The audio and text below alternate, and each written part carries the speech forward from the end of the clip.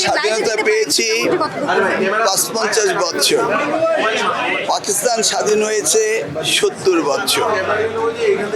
আমি এই স্টলগুলি ঘুরে মনে হলো সমগ্র পাকিস্তান আমি ঘুরে আসছি এবং তাদের যে শিক্ষায় যে ব্যাপক উন্নয়ন ঘটেছে আমি সত্যি ইমেজড। তাদের শিক্ষা ব্যবস্থা অনেক অনেক এগিয়ে গিয়েছে। আমি তাদের স্বাগত জানাই যে আমাদের বাংলাদেশে এসে আমাদের মেধাবী শিক্ষার্থীদের তাদের দেশে ফুল স্কলারশিপ দিয়ে নিয়ে যাচ্ছে। ইনস্টিটিউশন ওয়াইজ একাডেমিক ক্রেডেনশিয়াল অনুযায়ী তাদের বিশ্ববিদ্যালয়গুলো অত্যন্ত এক্সিলেন্ট, সেন্টার অফ এক্সিলেন্স। সেই জায়গায় আমাদের স্টুডেন্টরা যাবে, এই জন্য আমি তাদেরকে আন্তরিকভাবে মোবারকবাদ জানাই। এবং আমাদের সাথে পাকিস্তানের কালচারের মিল রয়েছে, খাবার দাবার, রিলিজিয়াস মিল রয়েছে। অতএব আমাদের ছেলেমেয়েরা সেখানে গিয়ে সুন্দর থাকতে পারবে, এটা আমার বিশ্বাস রয়েছে। এবং যে পরিমাণ স্কলারশিপ তারা দিচ্ছে, তারা সেখানে সুন্দর ভালোভাবে লেখাপড়া করতে পারবে।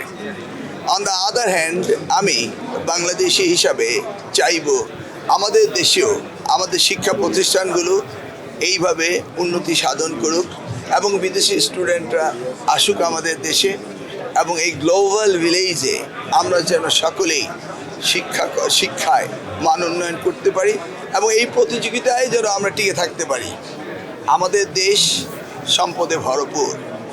আমাদের এই তরুণরা রয়েছে মোর দেন 65%।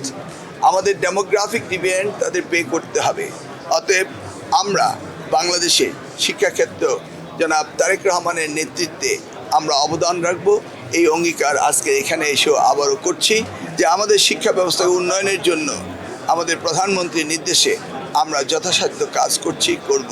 তবে পাকিস্তানের উন্নয়ন দেখে আমি অভিভূত হয়েছি এবং আমি গর্বিত মনে করছি যে তারা অনেক এগিয়ে গিয়েছে। আর আমাদের অ্যাম্বাসেডর হিসাবে আমাদের যে শিক্ষার্থীরা পাকিস্তানে যাবে, তারা সেখানে গিয়ে আমাদের মান ইজ্জত রক্ষা করবে এবং সুন্দরভাবে লেখাপড়া শেষ করে আসবে এবং সারা বিশ্বে শিক্ষার মানদণ্ডে তারা নিজেকে স্বীয় স্থান অধিকার করবে, এটি আমার দৃঢ় বিশ্বাস।